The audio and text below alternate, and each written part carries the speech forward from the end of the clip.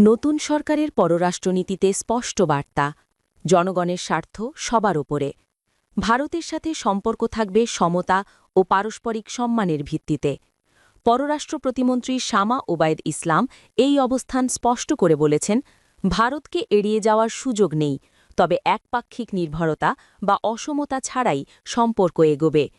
জনগণের স্বার্থের বিরুদ্ধে ঢাকা-দিল্লি সম্পর্কে কোনো সিদ্ধান্ত নেবে না সরকার। এই অবস্থান স্পষ্ট করে পররাষ্ট্র প্রতিমন্ত্রী শামা ওবায়দ বলেছেন, ভারতকে এড়িয়ে যাওয়ার সুযোগ নেই, তবে পারস্পরিক আস্থা ও স্বার্থ নিশ্চিত করেই এগোবে দ্বিপাক্ষিক সম্পর্ক। ভারতের সাথে আমাদের সম্পর্ক থাকবে সমতার ভিত্তিতে। জনগণের স্বার্থকে অগ্রাধিকার দিয়ে সম্মান ও সমতার ভিত্তিতে সম্পর্ক গড়ে তুলব। কোনো এক দেশের প্রতি অতিরিক্ত নির্ভরতা বা দুর্বলতা আমাদের নেই। এককভাবে কোনো দেশের প্রতি বিএনপি সরকারের নির্ভরতা নেই বলে দাবি করে প্রতিমন্ত্রী জানান, সংসদে আলোচনা ছাড়া বিদেশিদের সাথে কোনো চুক্তি হবে না।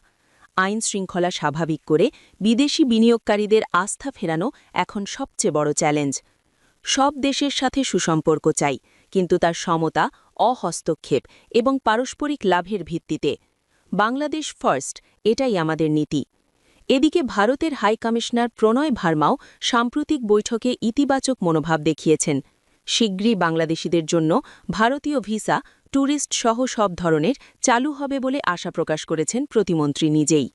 এই নতুন অবস্থানে ঢাকা-দিল্লি সম্পর্ক কিভাবে এগোয় তা সময়ই বলবে।